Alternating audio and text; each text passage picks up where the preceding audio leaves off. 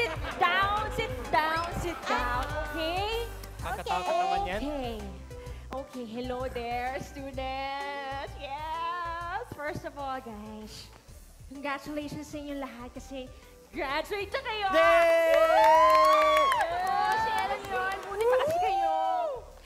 Anyways, dapat ngayon pa lang, prepare na kayo sa future because I believe the children are our future.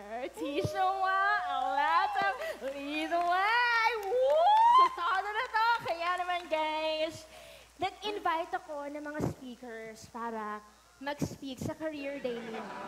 Kaya hindi ko na patatagalin, guys. Ito na, ang unang speaker natin ay nandito para i-share ang kanyang career sa fashion industry.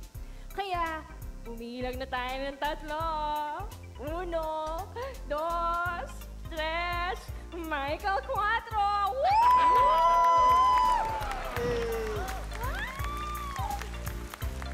Wow! Pak, yes! Hello! Hello there!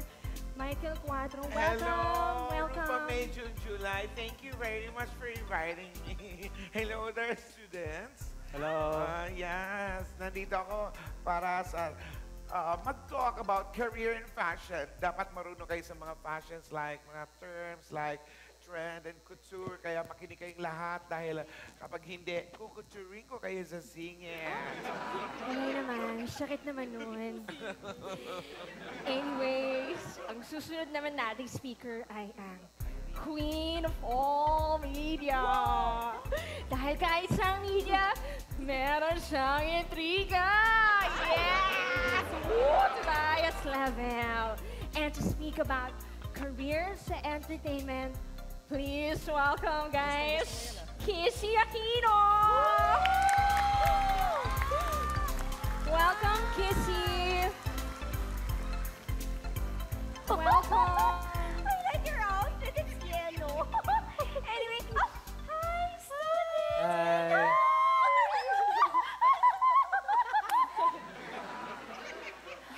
Heart sa inyong lahat. Alam niyo, I'm so happy to be your speaker today. You know, doing what I love, speaking. I have so many stories I like to make kwento. Like, you know, my side on my personal issues. You know, like, I remember this one time.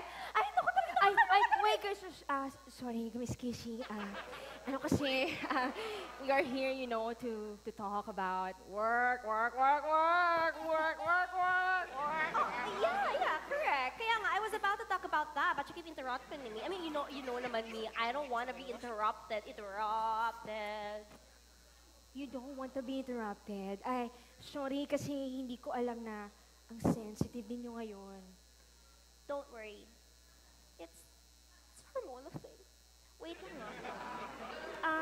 Pero, Oh, there! Oh, see? I'm okay na. wait I'm lang. fine na. Guys, pero kasi, could you know, like, Tagalog yourself na rin? Kasi, you know, okay, nosebleed. it's a hormonal thing din kasi. Oo nga pala. Nakakalungko. Okay, I restrain myself. Total, mahilig naman talaga ako sa restraining order. Okay, so bago pa magkwento si Miss Kissy, go na rin tayo sa susunod na speaker, guys. Inimbita natin siya para sa mga athletes at may athletes foot. Siya ang sikat na boxer sa mundo dahil sa kanya mga pamatay na punchlines. Ang toto na to, ito na siya, Fanny Pacquiao! Hoy! Fanny!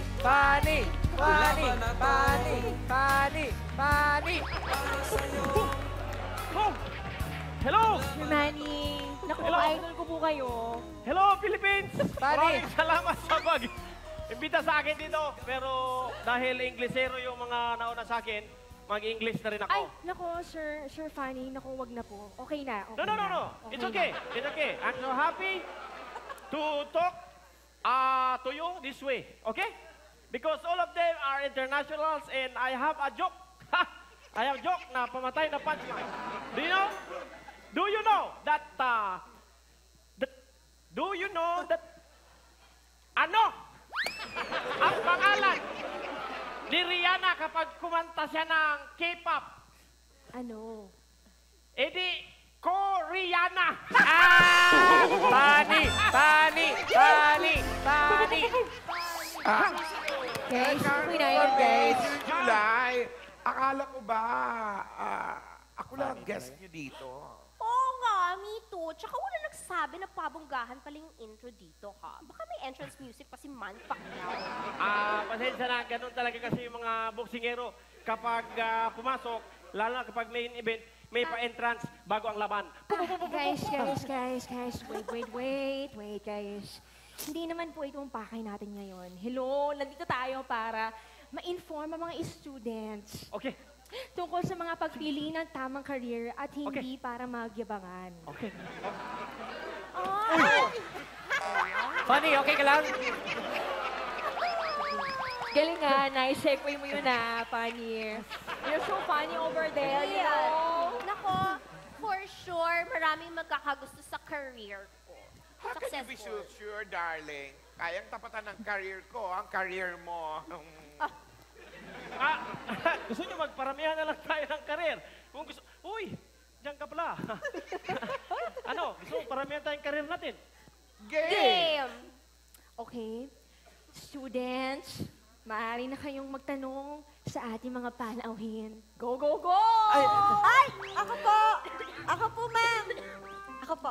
Actually, nag-enjoy po kami sa pagtatalo ninyong tatlo. Ang itatanong ko lang po, sa inyong tatlo po, sino ang may pinaka-successful na career?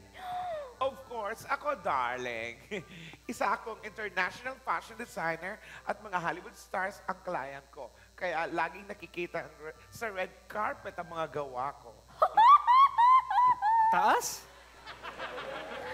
Nakalunok ka ba ng pito? Red carpet ang tinahimo. Oh, wait. Are we talking international, Michael? Remember, I'm an international star. In fact, kasama nga ako sa sequel ng last movie ko. Remember that? Crazier, richer, Asianer. Grabe ka. Grabe ito si Kissy, parang nakalunok ng pito. Tawa ka nga uli. Tingnan mo. Grabe, no? Ako naman, famous ako sa yung mga combos ko, yung mga combos. Wait! Sir Funny, alam ko yung mga combo mo na, yung right hook ng vanilla ice, tapos yung double cross combination, tapos yung double drop, tapos yung uppercut straight hook. Dali lang.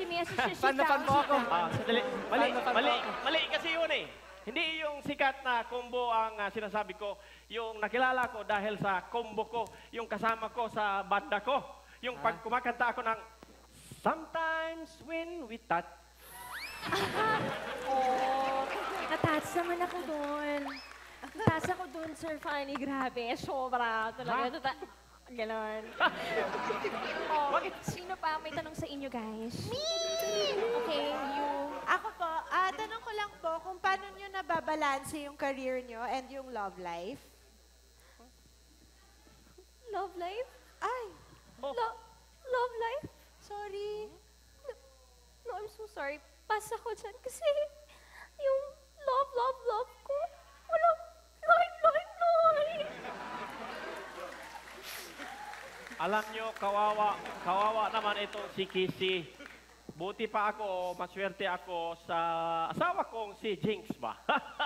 Siyempre, supportive sa akin yun. Siya, sabi kong puksingero ko.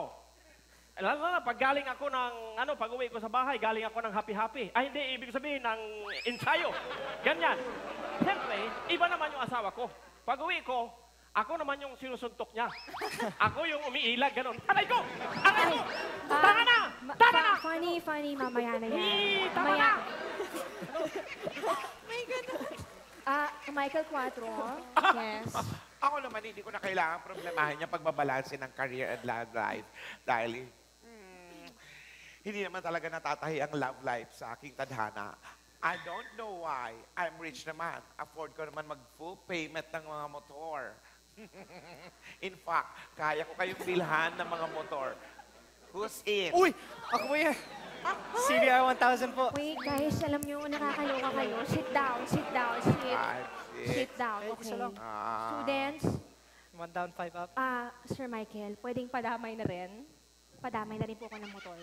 Color pink po yung sa akin. Okay. Okay guys, sino susunod na magtatanong? Go, go, go. Ikaw ulit, Follow-up question po. Magkano naman po yung kinikita nyo sa trabaho nyo? Madali lang naman. Sa bawat gown ko na tinatahi ko, I earn 1 million. Whoa. Ako naman, sa bawat laban ko, nakakakuha ako ng 100 million. 100 million. With an S. With an S. Yes. 1 million, 1 million.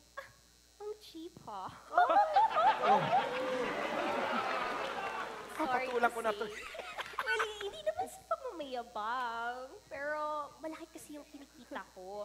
In fact, bilang isang sikat na social media influencer, nakakakuha ko ng 500 million sa bawat post ko ito, ha? Talaga? Sandali lang po.